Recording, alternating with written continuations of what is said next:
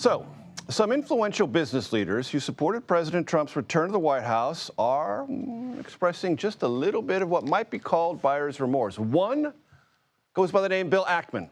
In a social media post, he warned that if the president does not place a 90-day pause on his proposed tariffs, then, quote, we will severely damage our reputation with the rest of the world that will take years and potentially decades to rehabilitate. I want to bring in our political reporter panel. Julia Manchester is a national political reporter for The Hill. Dave Weigel, political reporter for Semafor. So, Julia, I'm old enough to remember 1982. Ronald Reagan's economic plan had been voted on and approved, but House Republicans were very, very nervous about its implications. And what the Reagan White House said was, stay the course. Right. To which many House Republicans muttered under their breath, you mean stay the curse. This is all true, folks. I'm old enough to remember it. You've just written recently about vulnerable Republicans on Capitol Hill and their maybe growing anxiety about tariffs. There's a lot of anxiety, particularly for a lot of these House Republicans that won re-election or election in districts that Kamala Harris won in, the Don Bacons, the Mike Lawlers, for example. But we're also hearing that other vulnerable House Republicans, like Virginia Congresswoman Jen Kiggans, for example, are getting questions at town halls about these tariffs. And they're essentially Democrats are saying what we heard Bill Ackman say. They're saying that President Trump campaigned on lowering prices.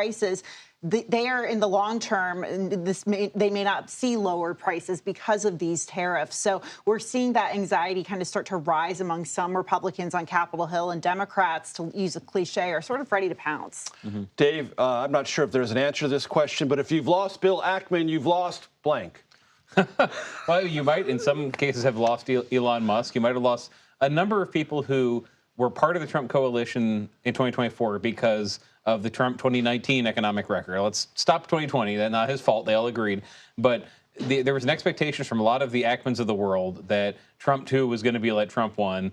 Maybe he wouldn't have Steve Mnuchin, but he would have the nearest equivalent off the shelf to let him bring back what he did in the first Trump term. And they weren't listening to what Trump was saying on the trail, which is that he was going to be unencumbered. He'd learned from his previous battles with the deep state, et cetera, and that could be whoever was impeding him. This Trump also has much more control over the Congressional Republican Party. There's three in those Trump seats, in those Harris seats, who are contradicting him. But listen to John Thune, listen to Mike Johnson. They do not have the willpower, I would say, of Mitch McConnell or Paul Ryan. They're not going to contravene him. So there is a lot more confidence in this Republican leadership in whatever Donald Trump says, even if there's short-term economic pain. And their lesson sometimes is 2019, the first Trump term. Sometimes it's Javier Milei. Sometimes it's Bukele. Sometimes it's foreign leaders from El Salvador, right? Yeah, and Javier Milei in Argentina, who've just stuck to their guns even when the media told them not to, in very different economic situations in the United States. But that's their model. It's not just bending to the markets or bending to maybe Ronald Reagan's wisdom. Julia, you mentioned this, Democrats willing to pounce. I want to play some sound from this weekend, and I want you to both evaluate, but you, Julia, first. Let's listen. Their tariffs are not only imbecilic, they're illegal, they're unconstitutional, and we're going to turn this around. Herbert Hoover gave us the crash of 1929. Donald Trump gave us the stock market crash of 2025. We have gone from a Trump slump to a Trump train wreck. We are going into a red recession. Our 401ks are 201ks.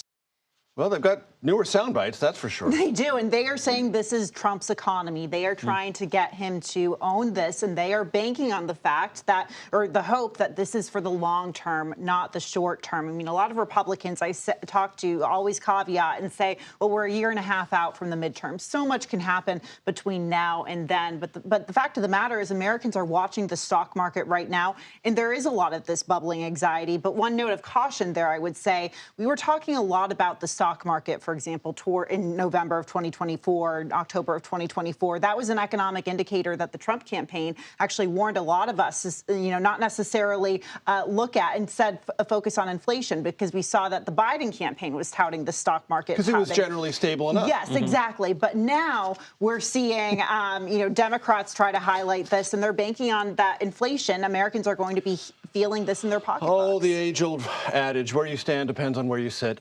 Dave, Yes, we're a year and a half away, but there was evidence in Wisconsin and Illinois last week that you articulated that's interesting about mobilization and voter reaction to this moment. Yeah, and that colors all of this, because if you're a Republican, you saw Donald Trump in 3 elections turn out voters who don't vote the rest of the time. And you saw in Wisconsin, even before Elon got there, groups like Turning Point Action saying, we're going to stay on the ground, recontact those 2024 voters, and we're going to try something new. Can we get MAGA voters out? The answer was they could get some. They got, in Wisconsin, about 230,000 more voters than had turned out for the Republican last time. That's really good. But then Democrats got 280,000 more voters. Right. And they really, and I quote Scott Walker and some other people in there, they were calculating, if we just get that number, there's no way Democrats are going to outvote us. And they did. They won by 10 points in Wisconsin State Supreme Court race. Even Democrats are not even, this is nice to talk to people before and after the election. They were not so going on the record saying we'll win by 10. They were hoping to win by 5. And that colors all this too. If you're in, Republicans are still saying we are targeting not just every Democrat in a Trump seat, but even people in seats that Trump lost by 5 points. Right. And they're saying that, but that's not how members are looking at their districts. They're looking at Wisconsin saying, look, this, for example, there's 2 House seats in Wisconsin Republicans hold that this Democrat carried in the race for judge. The first district, which was Paul Ryan's old seat, the third, which was old Ron Kind. It's been very marginal, and they look at now Are there people who went to Washington to do big things and lose? Sure. But a lot of them look at that and say, no one has cracked this. How do we turn out Trump 2024 voters out? And if they can't, then I might lose my seat. And even granular races in Illinois caught your attention.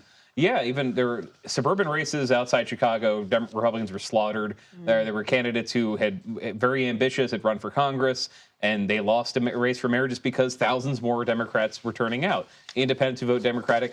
You heard it in that rhetoric from the speech.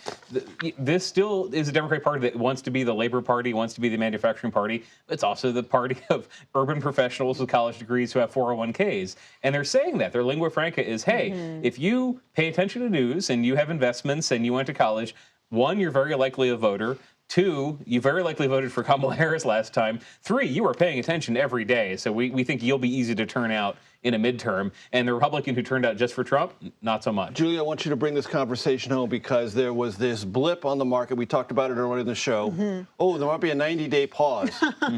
That was not true. The market went back down. But what stuck in my ear, and I bet it stuck in yours, 90 days. What would 90 days mean? That's roughly the amount of time Republicans are asking themselves to use to pass the tax cuts. Right. What if we pause the tariffs for 90 days? How would that land? Right, exactly. And look, there's so much. We're already seeing, particularly in the Senate, so much divide over tariffs. We're seeing Ted Cruz, for example, Rand Paul start to voice a lot of concern. You have a number of these Republicans who have signed on to that bipartisan bill with Maria Cantwell and Chuck Grassley. So there's clearly divide in the party. I think there is a wing of the party that certainly wants to push back on Trump. But again, to Dave's point. And they know that these underlying negotiations over the size, scope, duration of the tax cuts will be difficult enough. You overlay tension and divides over tariffs? Even more difficult, yes. Julia Manchester, Dave Weigel, thanks so much for joining me. I appreciate it.